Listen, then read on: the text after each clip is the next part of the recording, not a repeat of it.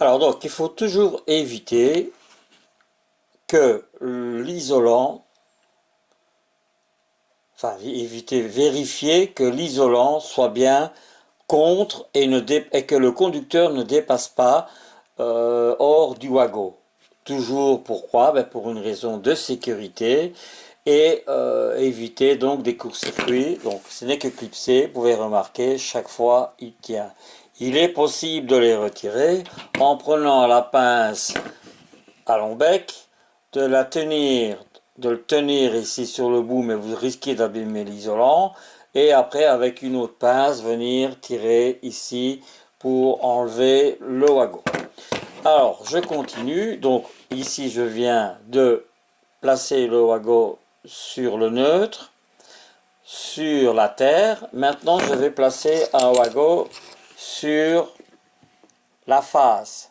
Regardez, je prends l'embout, je vais l'enfoncer ici à l'intérieur, regardez, simplement avec mes doigts, et je vais pousser pour le faire entrer. Vous pouvez constater qu'il est bien à l'intérieur, regardez, on voit ici l'extrémité du conducteur. Ok?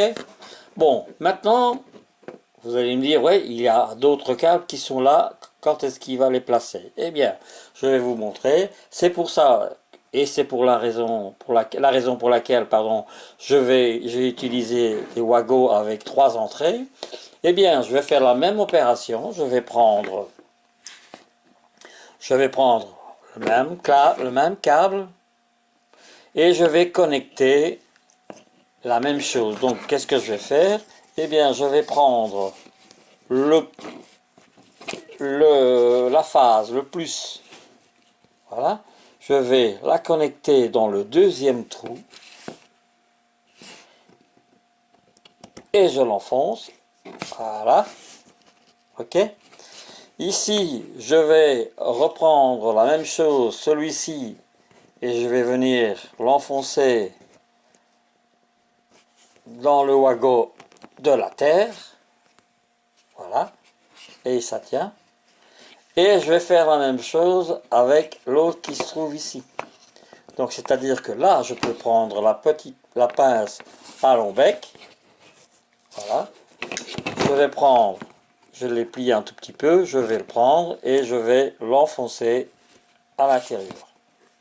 Donc ici, vous pouvez constater que tout est connecté. Ce qui veut dire que si je connecte le courant par ce côté, qui n'est pas dénudé, eh bien automatiquement le courant va passer par la phase, par le neutre et ensuite vers le point lumineux.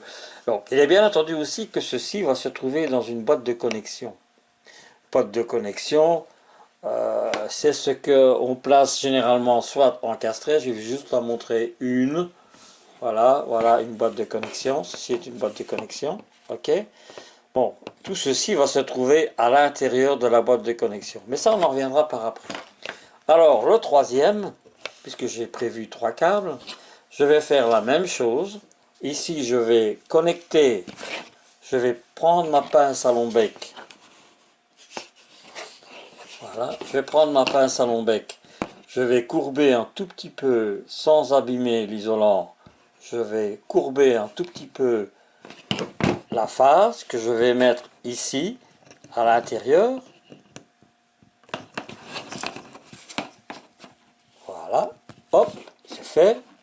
Ensuite, je vais reprendre la terre. Mais vous voyez bien que pour avoir, quand vous devez travailler dans une boîte de dérivation, l'espace ne sera pas aussi confortable qu'il ne l'est maintenant. Donc, ce qui veut dire qu'il va falloir, pour plus de facilité, plier le câble et le faire entrer dans le wagon de terre. Voilà, je le prends et je l'enfonce à l'intérieur tout en vérifiant bien. Vous pouvez le constater, il n'y a aucune partie en cuivre qui est visible en dehors du wagon. Alors ici, puisque je suis le dernier à prendre, Je vais le prendre avec ma pince à long bec. Je vais ramener ici le câble, le conducteur. Je vais ramener le wagon plus près. Voilà. Qu'est-ce que je vais faire? Eh bien, je vais le tenir ici et je vais venir l'enfoncer à l'intérieur pour terminer ma connexion. Voilà. Voilà un travail terminé, propre, sécurisé, sans souci. Bien entendu, encore une fois, il y a le code des couleurs, brun à la face, bleu le neutre, et vert et jaune la terre. Voilà donc le système, le principe de connexion par wagon.